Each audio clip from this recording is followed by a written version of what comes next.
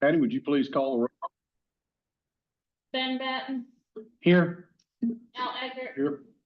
Richard McMullen, Thomas McWilliams, Rusty Moss, Charlie Spakes, Here.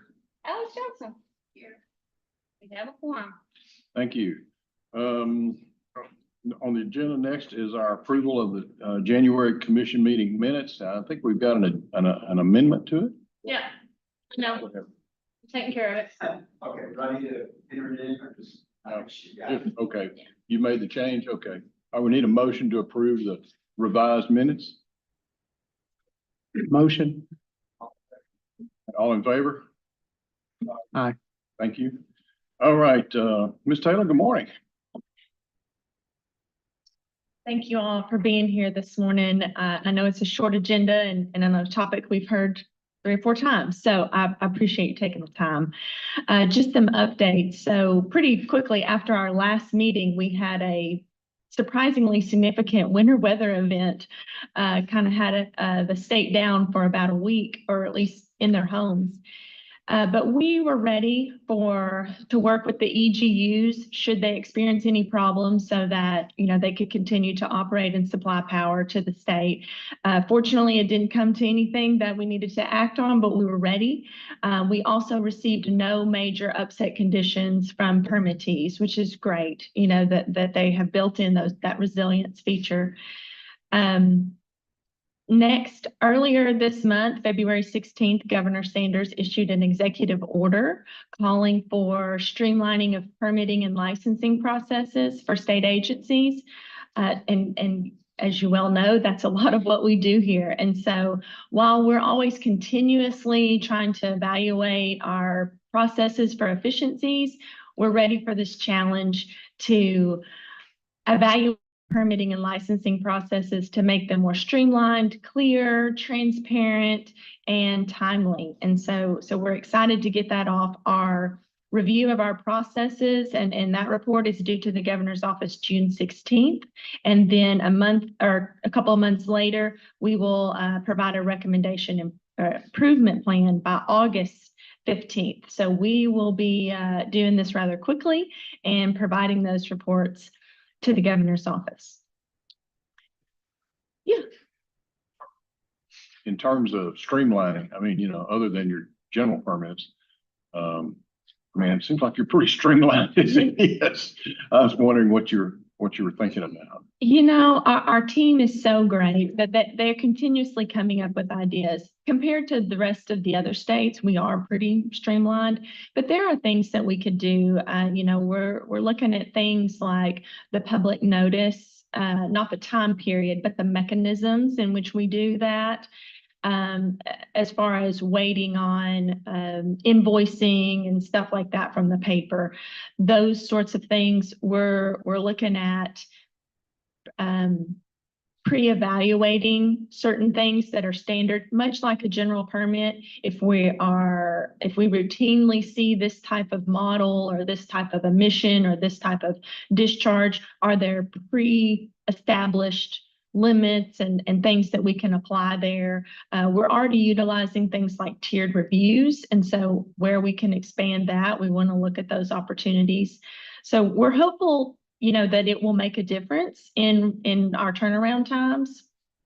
But I appreciate your recognition that we are pretty streamlined compared to other states, but we're still going to work to see what other solutions. I was just thinking in terms you're constrained by statute and regulation as to like public comment, time frames, things like that. Those can't change. So correct. Anyway, I was just wondering how y'all work around it a little bit. Yeah, and well, the time frames we're not looking to change, but so just kind of other processes that slow that down. So while the paper, we run it in the paper and there's a 30-day period, the paper may only bill certain times. Also, we can only run it on a Sunday. So the permit may be ready by Monday, but we got to wait 6 days till we can publish it on Sunday. Maybe there are alternative ways where we could go ahead and start that 30-day clock up to 6 days sooner, and then also get the invoice quicker so we're not waiting on that. We're looking at 5 and 6 day time savings on certain steps. We're not looking at an overall, several month decrease in our processes. Thank you. Yeah. I didn't mean to interrupt. No, certainly. I think that's great. Also this week, Secretary and I met with the EPA Region 6 leadership. It's our quarterly meeting. And so it was good to hear from Administrator Mason on this new year. We got to hear a little bit about their budget, since they got their budget and what they expect that trickle down to be for us. Right now, we're not seeing any impacts from that.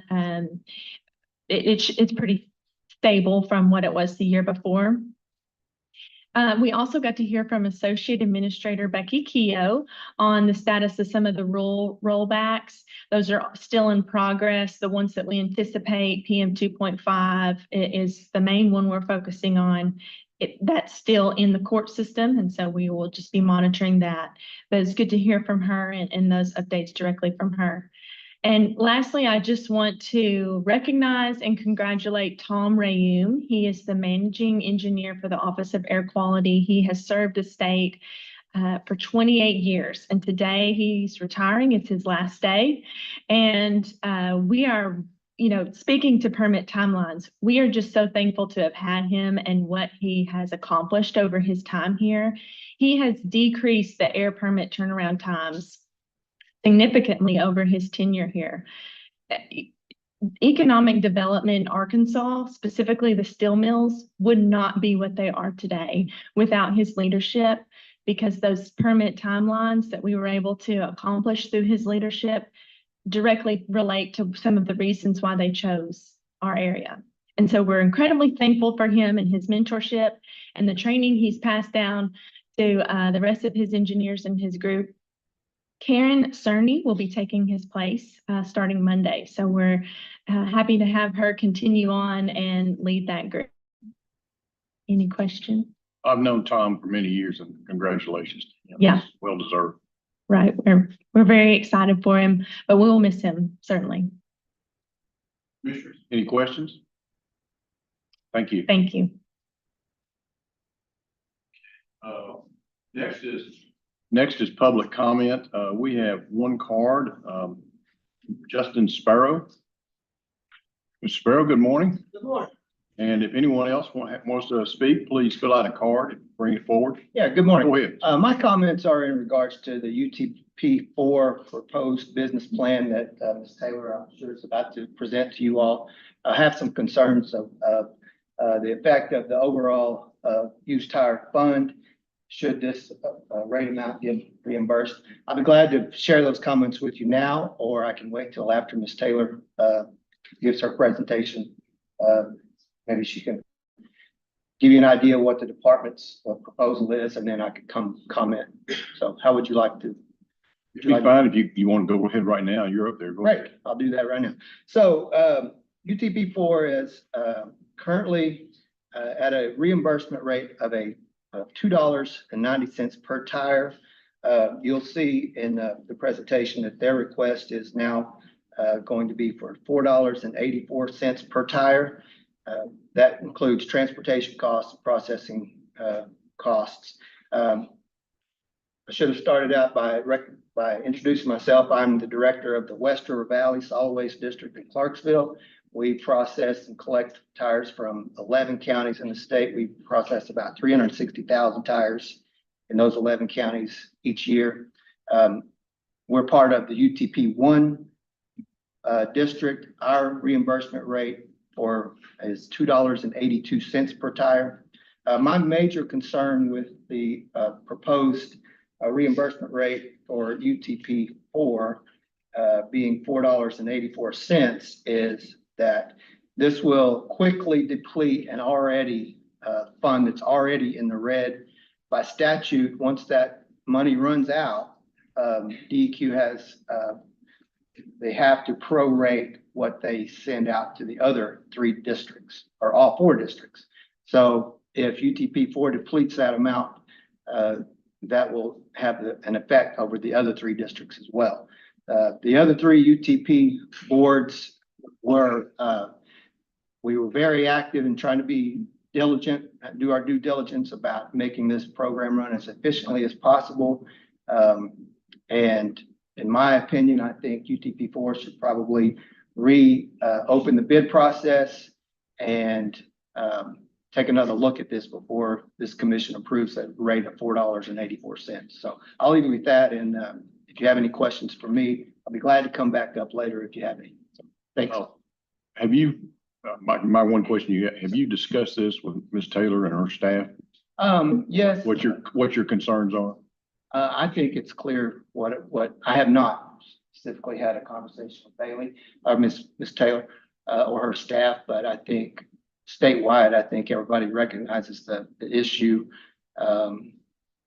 with this fund that's already running in the red, how quickly it will be depleted if these tires from UTP4 are reimbursed at that rate. So to answer your question, not specifically have I spoken to Ms. Taylor. Before you get in, Commissioner, Commissioner, go ahead, please. What's the rate for the other districts? So UTP, it's in the hand, Ms. Taylor she's done a great job in this memo, I think, of explaining the rates. So UTP1, my used tire program district, currently is at $2.82. UTP2, which is the Little Rock and the Northeast District, $2.86 per tire. UTP3, which is the southwest part of the state, they're $2.80 per tire. And the current reimbursement rate for UTP4 is $2.90 per tire.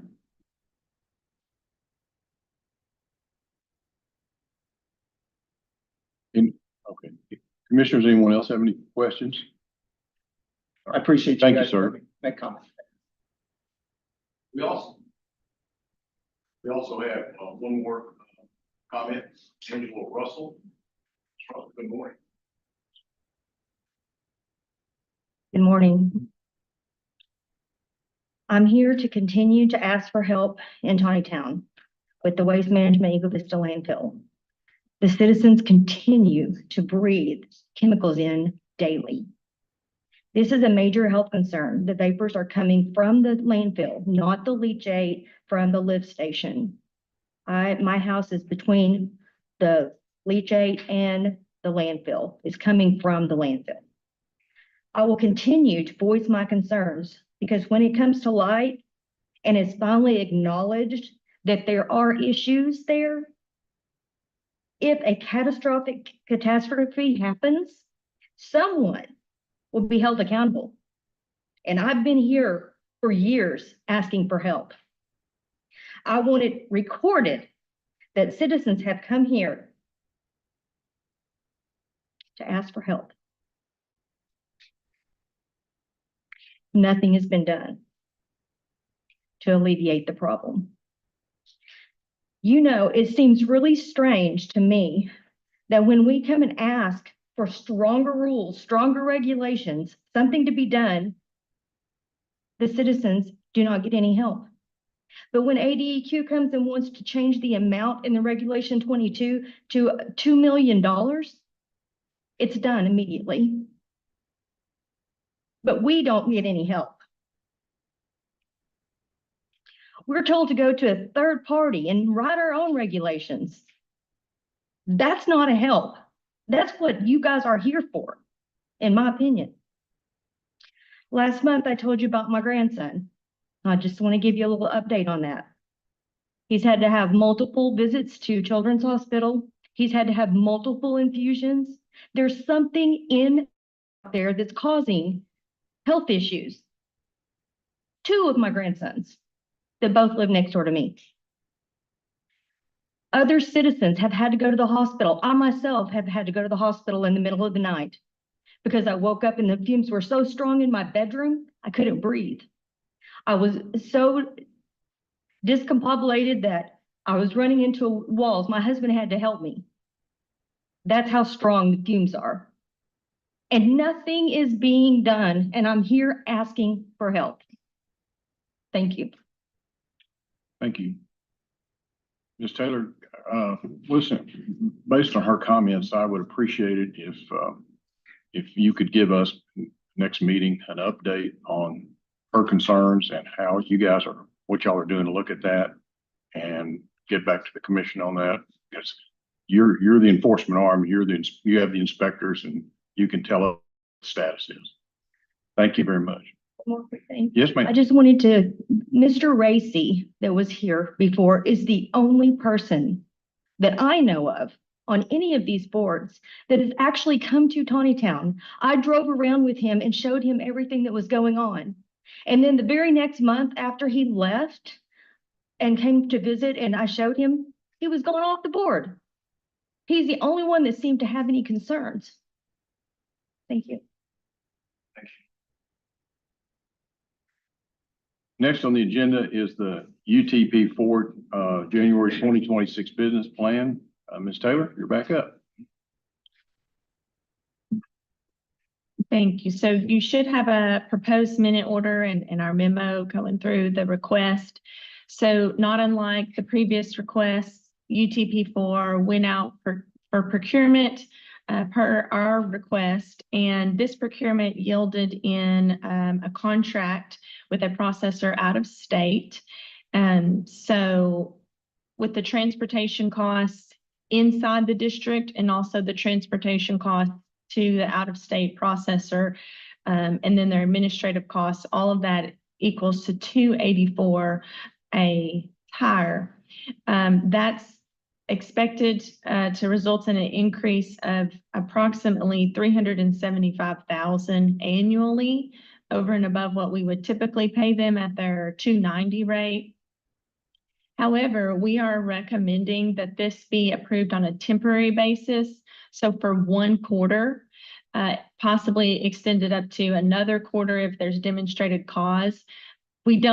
The idea is that the rate would decrease, so it would not have to come before the commission or to ALC. So we think a quarter is more than enough time to go out full procurement. Also look at other cost saving options like interlocal agreements for those bordering counties, the counties that border UTP1 or UTP3. But for public or human health and the environment, we're looking at getting these tires off the ground. There's been almost 2 full quarters that tires have not been picked up. We're getting lots of calls that tires are stacking up all over the district because they have not had a contractor in place to pick them up and take them to a processor. So last quarter, we did not reimburse District 4 at all because there was no tires collected or processed. So we know that there's tires on the ground other than just the calls we've received. So we would like to approve this on a temporary basis to get a collector, a transporter, and a processor in place so that they can at least do the work this quarter while also looking at cost saving options and come back with a revised business plan that we should be able to approve internally because the rate wouldn't increase. If that does not happen, then by the minute order, they would revert back to $290. Question, a couple of things. When you're talking about temporary basis, what's your temporary time frame? Just make sure I'm clear on that. 1 quarter. So we reimburse on a quarterly basis. So if this is approved, they would be able to start. It has to go to ALC. So actually the next quarter, April through May and June, they would be able to start picking up there and we would reimburse them in July. They could request with demonstrated cause to extend that to another quarter. Otherwise, they revert back to $290. That extension would go back to us for approval prior? Not the way it's written in this current minute order, but if you would like to amend that. I'm just asking a question on that. Oh, yeah.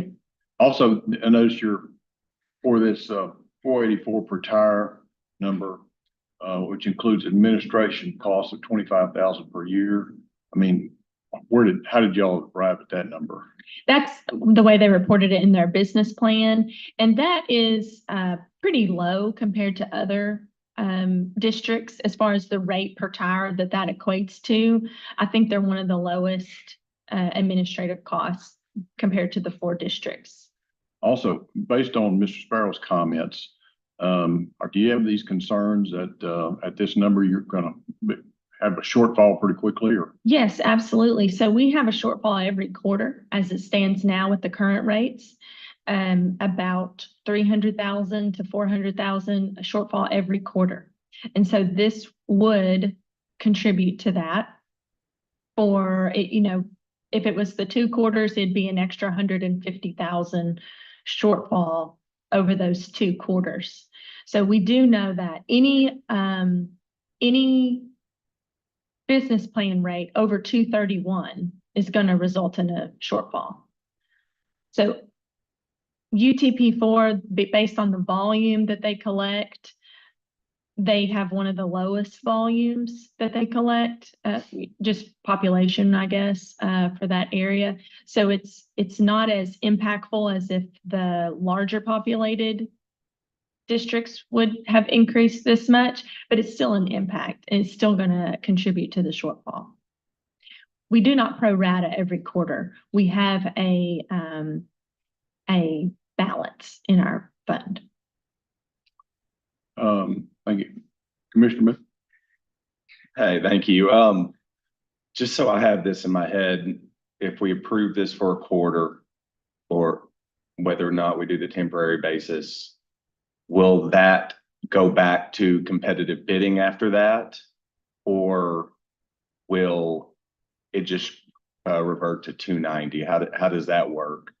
So our recommendation is that they go through procurement again and also consider the cost savings of interlocal agreements or what other, rethink their model completely if they need to. So if they do that, then they have a quarter to submit a revised business plan to us with a lower rate. If they do not do that, it will automatically revert to 290. I just noticed that they were the only bidder.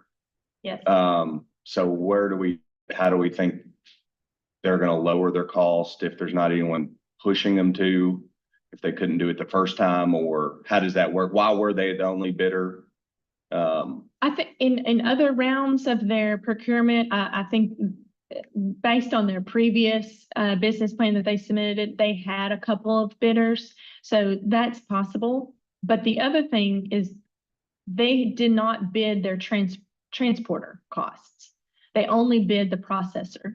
So they pick up and touch these tires 2 to 3 times a piece instead of 1 time, or just looking at other streamlined options that we've seen in other districts. And so that's what we're asking them to do. The processor cost, maybe that doesn't go down, but every other cost we're hoping can. Okay. Do we think if we approve this, that from your dealings with the legislature, that this will go through ALC? Do you think it has a chance, or you think even if we do approve this, is this dead over there? I know that's speculation. It's hard to say. The reason we're back again is because of that instance. They do have the contract. So this contract that this revised business plan is based on, that doesn't go through us. It goes through Office of State Procurement, and that is with ALC now. So I think they're dependent on each other.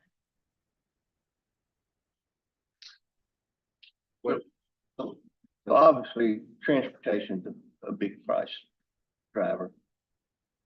What is the procedure? Do the retailers have to take the tires to a pickup point, or are the tires picked up at the retail stores and then carried to the processor? By law, the district is just required to service a tire collection center in each county. They are not required to pick up tires from the retailers. I do believe in some cases this district is doing that. And so that's one of the things, the cost savings that we're hoping to see, is that if they are just serving one center in each county, maybe that lowers their transportation costs. So they're required to service a collection center in each county, but this business plan also includes a transporter then collecting from each collection center and moving them to 3 locations, and then another transporter picks them up and takes them out of state. So you're potentially picking up and touching a tire 3 different times. Do the retailer, and this is probably in here, but it's been a long time since I read this. I can't remember what I had for lunch yesterday. Do the retailers pay anything for the processing? No, sir. So they collect the $3 rim removal fee and remit that to DFNA. They are able to retain 5%, I believe, of that for their administrative costs or, any other costs that they may incur as owning that waste tire at that point.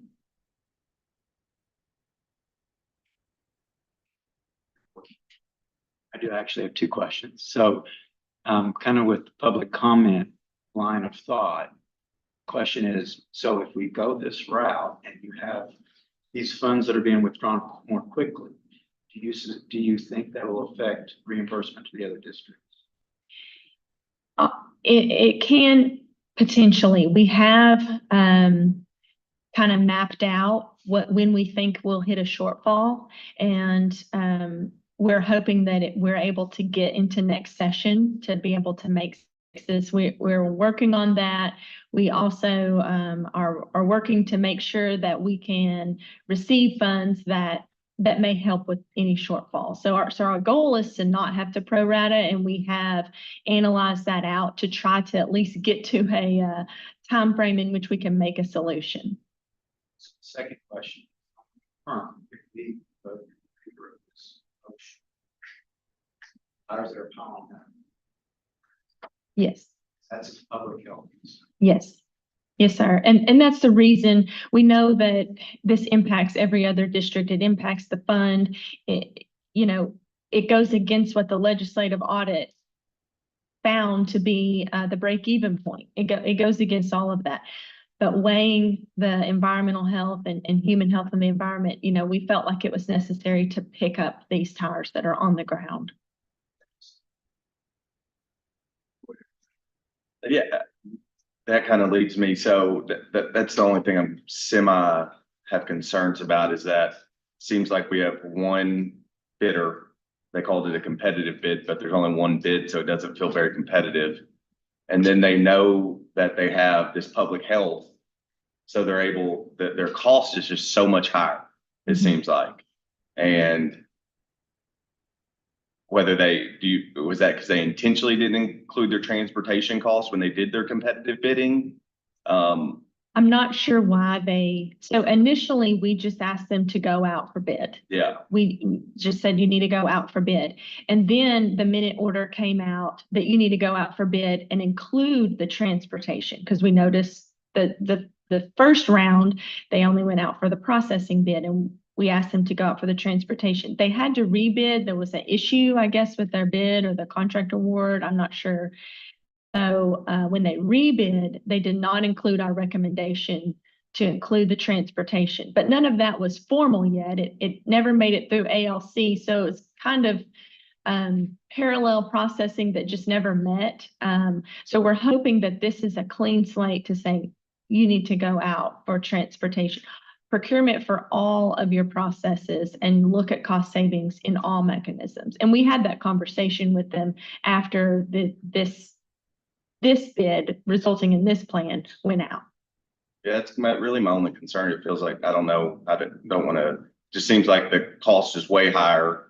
There was something weird where they changed contracts, and then they have us kind of over a barrel where we have to get these tires picked up. And so they kind of got us hostage at this $4.90 compared to everyone else. So yes, if you look at the actual breakdown, the processing cost per ton is not it's higher than the others for sure, but it's not a astronomically higher. It's adding the extra transportation costs on there as well. I think that kind of kicks it over. yeah, I guess that's what, yeah, it just doesn't make sense that it's not included Right. on the front. I mean, that's your bid essentially. You can change the numbers wherever you want, but they equal out to that one number. So no, I understand the spot y'all are in, and I just do have concern there with, I guess, maybe the process and them being able to push this through with, just because of the public health. And I know we have to do it, but I just have some concerns there. Yeah, I agree. We're hopeful that with just a quarter that they can pick up the backlog and also what is produced this quarter, or, you know, in the time frame we're in, and then go out for bid to at a much more reasonable rate. Commissioners, any other questions? Good. Just an observation, Mr. Chairman. I'm confident, Chief, that this issue's been a millstone around your neck for a bit at this point. But this is what, the third time they've tried to come up with a plan. And just, it's not perfect, and probably never will be, but just to provide the commission with some context, when Chairman Eckert and I started a few decades ago, these programs didn't exist. And so we had humongous waste tire piles scattered all over the state. And trying to get those rectified and cleaned up, because what we had were individuals that were going around to service stations, tire dealers saying, we'll take your waste tires off your hand. All you have to do is pay us whatever. And then they would take them and they would dump them in a ravine out in the backyard. So it's not perfect, but it's certainly better than it was, say, 35 years ago. And there's always, I mean, if waste tires were lithium, we wouldn't have any issues whatsoever. Right. Thanks for taking control. Yeah. Well, I guess I'm. Yeah. I'm just trying to be kind to you this morning. Yeah, I know we haven't had a discussion. I feel like maybe we'll do the discussion prematurely, but you know, as the weather warms and it's wetter, we have mosquitoes and other problems. That's public health. There's also a fire potential here, right? So, that's just my thought. I just want to make sure everybody's aware of these things. All right, any other questions before we start? We have a minute order that's been proposed, but. Yes, So, yeah. at this time, entertain a motion to adopt or amend minute order. Second.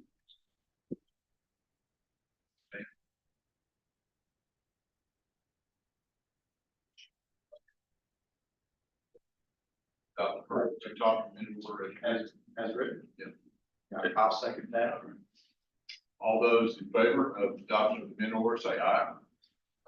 I don't oppose. Thank you.